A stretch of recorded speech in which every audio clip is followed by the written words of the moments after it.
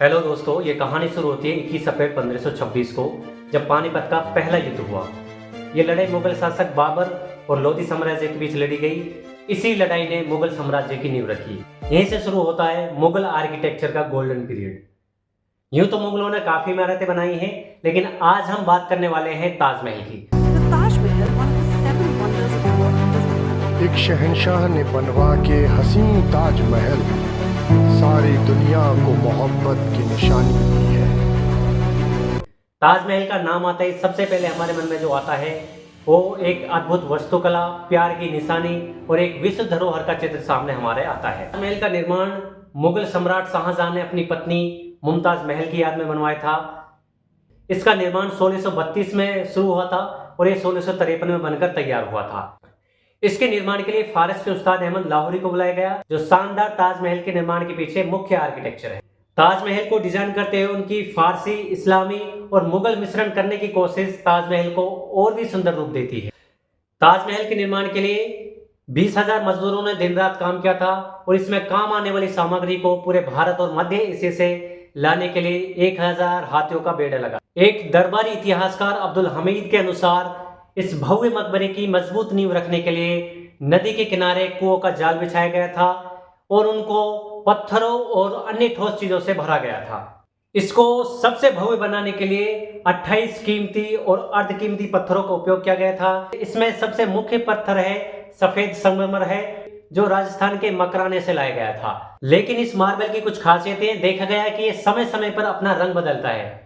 जब सुबह की सूरज की किरणें ताजमहल पर पड़ती है तो ये गुलाबी नजर आता है, दिन में ये सफेद नजर आता है, जब रात में इस पर चांद की रोशनी पड़ती है तो ये सुनहरा दिखाई देता है।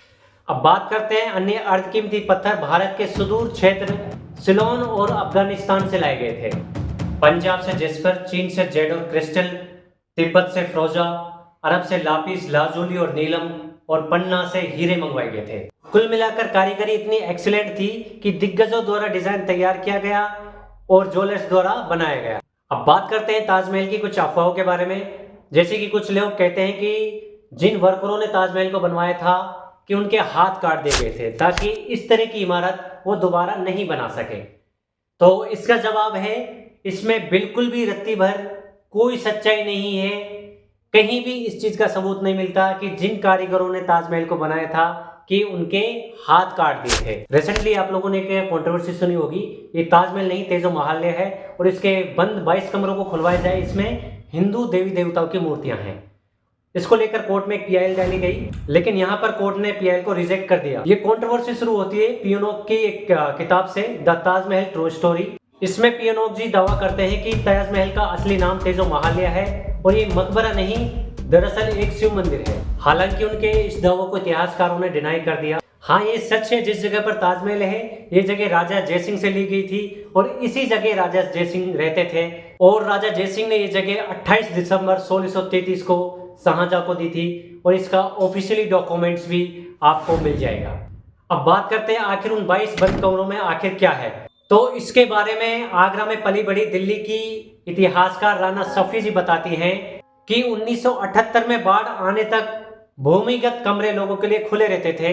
वे कहती हैं स्मारक में पानी घुस गया था और कुछ कमरे गाद से भर गए और उनमें कुछ दरारें पड़ गई थी। उसके बाद अधिकारियों ने उन कमरों को आम लोगों के लिए बंद कर दिया था। और सबसे बड़ी बात, दरअसल उन कमरों में पर्यटकों को देखने के लिए कुछ है ही नहीं। दरअसल जनवरी 2022 में बंद भूमिगत कमरों की फुटेज जारी की गई ताकि गलत सूचना को कम किया जा सके।